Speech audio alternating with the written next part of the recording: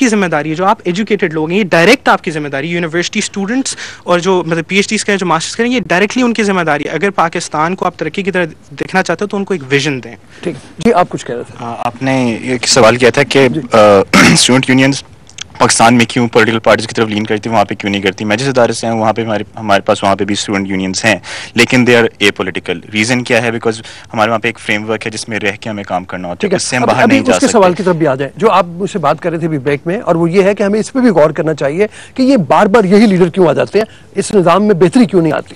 دیکھیں اس میں دو باتیں میں کروں گا. ایک تو یہ کہ ہمیں یہ سمجھ نہیں آتی من حیث القوم کہ ڈیموکریسی جو ہے, جمہوریت, وہ ایک پارٹیسپیٹری سسٹم آف گورنمنٹ ہے. اس میں یہ نہیں ہوتا کہ آپ ووٹ دے کے 5 سال تک بھول جاؤ کہ ہم نے ووٹ دے دیا, وہ خود ہی کرتے رہیں گے. آپ کو ہر ڈیلی بیسس پہ پارٹیسپیٹ کرنا ہوتا ہے ٹو نو کہ آپ کی گورنمنٹ کیا کریں, کہ آپ نے انہیں الیکٹ کیا. پھر آپ نے یہ بھی دیکھنا ہوتا ہے کہ میں کس طرح سے ان کو اپنا اوپینین اسرٹ کروا سکتا ہوں کہ جو میں نے آپ کو اس لیے وہ دیا تھا لہٰذا آپ یہ کریں گے. سیکنڈلی اس میں یہ بھی ریزن ہے کہ ڈیموکریسی جو ہے وہ ابھی تک یہاں پہ ایک بہت ینگ کانسیپٹ ہے. ہم ابھی تک اپنے فیوڈلزم سے, ہم ابھی تک اپنے امپیریلزم سے نہیں نکل سکے.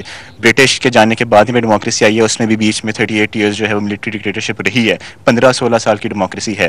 وی have to let it run. اس کے بعد ہی فلٹر ہو کے آہستہ آہستہ لوگ اوپر آئیں گے. ٹھیک جی آپ کچھ کہہ رہے ہیں. جی فرمائیے.